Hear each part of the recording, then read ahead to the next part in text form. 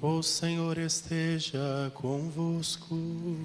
Ele está no meio de nós. Proclamação do Evangelho de Jesus Cristo segundo Mateus. Glória a vós, Senhor.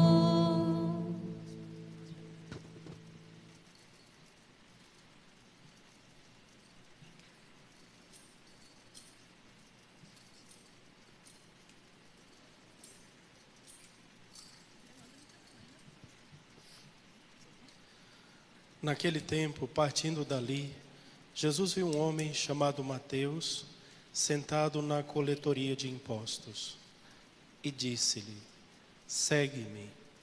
Ele se levantou e seguiu a Jesus. Enquanto Jesus estava à mesa em casa de Mateus, vieram muitos cobradores de impostos e pecadores e sentaram-se à mesa com Jesus e seus discípulos. Alguns fariseus viram isso e perguntaram aos discípulos: por que vosso mestre come com os cobradores de impostos e pecadores? Jesus ouviu a pergunta e respondeu: aqueles que têm saúde não precisam de médico, mas sim os doentes. Aprendei, pois, o que significa: quero misericórdia e não sacrifício. De fato, eu não vim para chamar os justos, mas os pecadores. Palavra da salvação. Glória a vós, Senhor.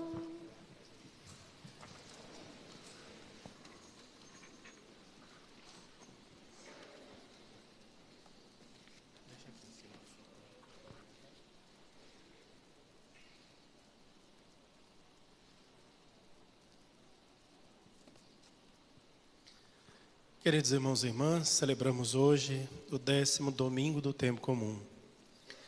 Neste tempo comum, nós temos que aprender a seguir a Jesus, aprender os passos do Mestre, aprender a sua forma de pensar, a sua forma de falar, aprender a sua mensagem e, de forma especial, nós precisamos nos configurar a Ele até o tamanho da cruz. E esse tempo comum é o tempo em que nós somos chamados a viver esta dinâmica do discipulado que vai se configurando ao Mestre até subir à cruz. E a liturgia de hoje ela é bastante bonita e rica, cheia de muitas informações. A primeira leitura nós lemos do profeta Oséias. O profeta Oséias é um profeta muito interessante, muito importante. Não só pela mensagem que ele trouxe, que ele escreveu, o seu livro, mas pela sua própria vida. O profeta Oséias, quando era jovenzinho, recebeu a mensagem de Deus dizendo: você será profeta. Agora, eu quero que você vá até o prostíbulo, pega determinada mulher e traz para casa para se casar com ela. O profeta Oséias foi até o prostíbulo, trouxe a mulher, se casou com ela. Mas a mulher era terrível. Fugia de casa, voltava para o prostíbulo, ele ia atrás dela.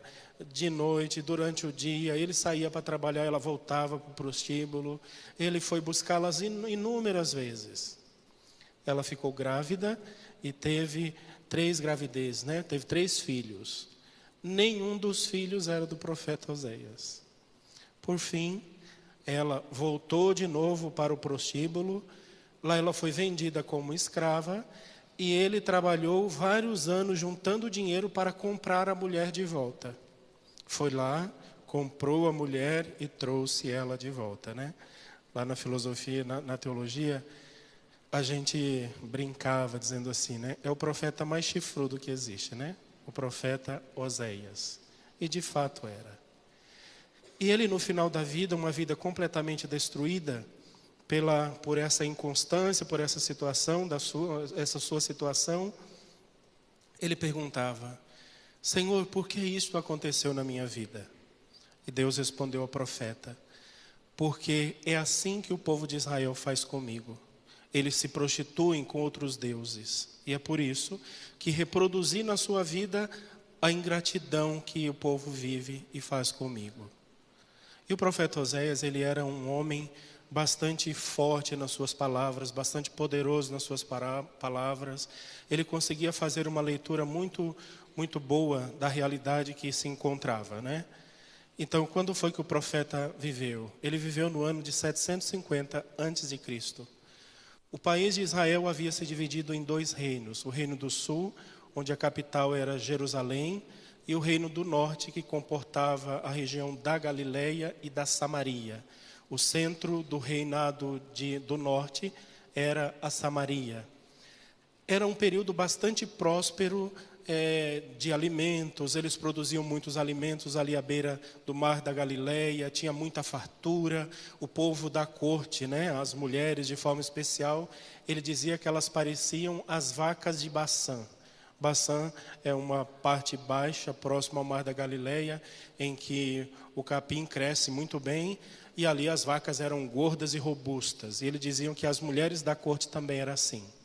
Mas elas eram assim porque estavam se preparando para o dia da matança. E qual a mensagem que o profeta hoje nos traz? Ele diz assim: é preciso saber segui-lo para reconhecer o Senhor. Certa como a aurora e a sua vinda, ele virá até nós como as primeiras chuvas, como as chuvas tardias que regam o solo. Como vou tratar-te, Efraim? Como vou tratar-te, Judá? O que o profeta está dizendo é: olha, o Senhor virá. O Senhor pedirá conta da sua vida, de todos os seus atos. O que é que você acha que o Senhor vai fazer com você quando Ele chegar e te encontrar nesta situação? O povo de Israel, ali do Reino do Norte, vendidos aos deuses pagãos, adorava o deus Baal, os deuses trazidos do Egito, povo completamente fora do eixo, não estudavam mais a lei, não tinham mais respeito pelo Senhor, até ofereciam sacrifícios no templo, mas eram sacrifícios apenas proforme, só para fazer mesmo, mas o coração vazio, não fixava mais em Deus. E o profeta está dizendo: olha, cuidado, quando o Senhor vier, Ele vai pedir conta da sua vida. E essa mensagem aqui também vale para a gente. Toma cuidado. Tudo tem um preço. Os seus atos, as suas palavras, tudo o que você faz, Deus irá pedir conta. E é isso que Jesus diz no Evangelho também. Cada um vai ser recompensado de acordo com aquilo que fez. É a primeira leitura. A segunda leitura. A carta de São Paulo aos Romanos. A comunidade de Romanos aqui, nós estamos no ano 50 depois de Cristo. Alguns apóstolos já haviam morrido, haviam sido martirizados em outros lugares fora de Israel. São Paulo estava em Roma, tentando fazer uma conciliação dentro da comunidade católica, porque eram 2 grupos que compunham esta comunidade. Um grupo que vinha do judaísmo e um grupo que vinha do paganismo.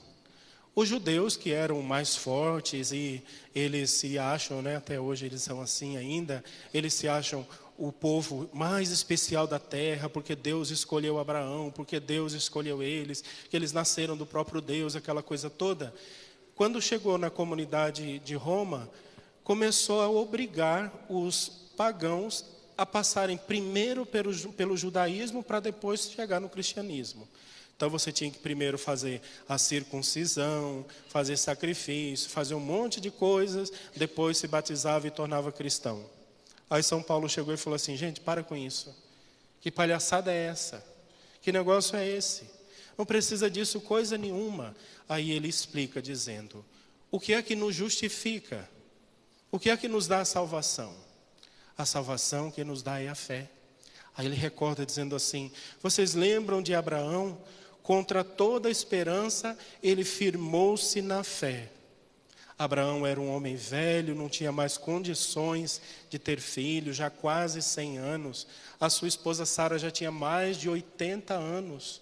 Deus havia prometido que ele teria filhos, uma grande nação, tão numerosa quanto as estrelas do céu. E ele acreditou, e Deus assim fez. Deu a ele o filho Isaque, o filho Israel. Deu a ele uma grande nação. São Paulo está dizendo: creia como Abraão acreditou. E qual é a nossa esperança? O que é que nós temos que crer? Nós temos que crer que foi no Senhor Jesus que a nossa vida foi colocada. Ele que morreu e ressuscitou dos mortos para nos dar a vida. Então para com essa bobagem de fazer todos esses rituais antigos dos judeus. Agora nós estamos de uma vida nova, calcada pela fé, calcada pela cruz, pelo sangue de Cristo. Para com isso. São Paulo acordando, né?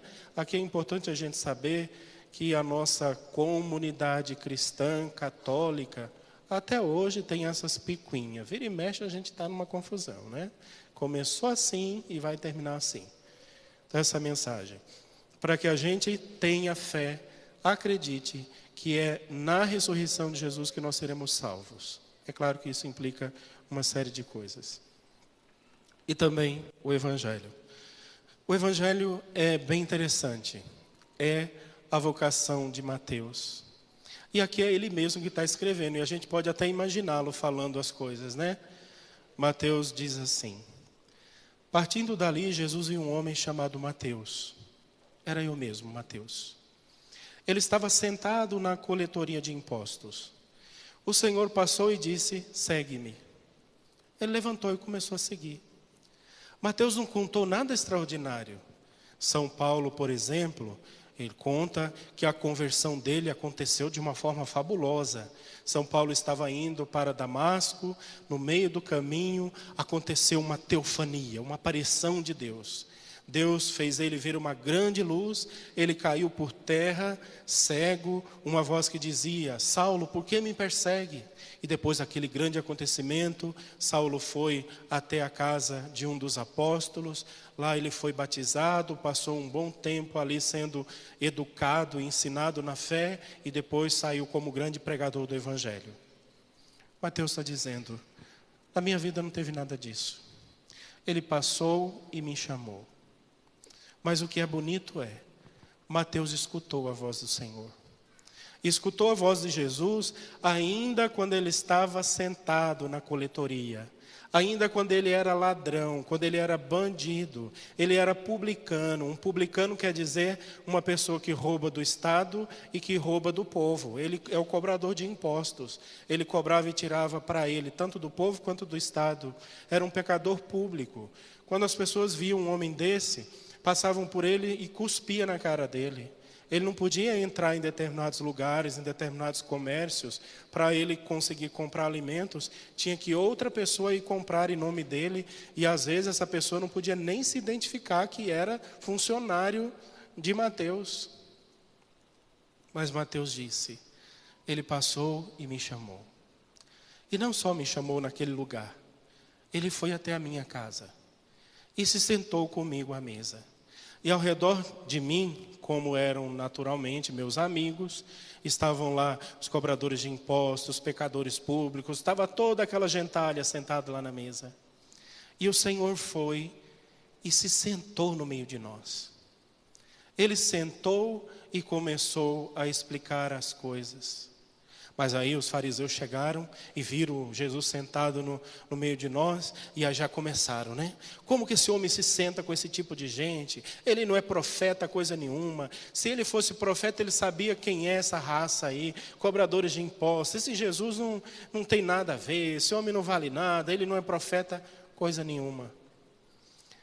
Aí São Mateus fala uma frase que a gente deveria guardar no nosso coração. Ele diz assim: aí Jesus disse, ele disse assim: aqueles que têm saúde não precisam de médico, mas sim os doentes. Isso daqui é bem bonito, porque a gente consegue perceber que Deus tem uma queda pelos pecadores. Deus tem um sonho pelos pecadores. Deus tem uma fraqueza pelos pecadores que atraem o coração de Deus. E atraem tanto, e Deus se comove tanto por ver aquele filho perdido, que Ele mandou o seu filho para morrer na cruz para salvar os pecadores. E Ele veio atrás de nós.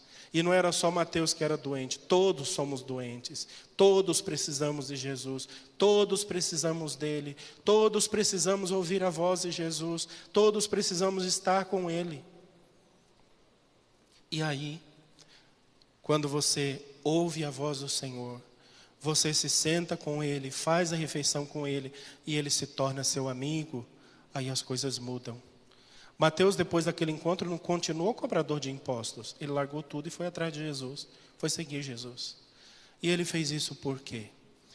Porque diante da fala daquele homem, o Senhor, diante da sua misericórdia, do seu amor bondoso, o coração de Mateus foi curado. Foi curado assim como o filho pródigo foi curado também. O filho pródigo, quando se deu conta que estava servindo a porcos, ele toma conta daquela situação e diz assim: epa, está errado esse negócio. Como assim eu vou aqui ficar cuidando de porcos, quando na minha casa, na casa do meu pai, tem comida em abundância? Eu vou me tornar servo de porcos, enquanto os servos do meu pai estão muito melhor do que eu. Vou voltar para casa e vou dizer ao meu pai: pai, pequei contra ti, não mereço mais ser chamado seu filho. E o filho volta para casa. E foi assim com Mateus, e é assim com todos os pecadores. E o que é a conversão de um coração?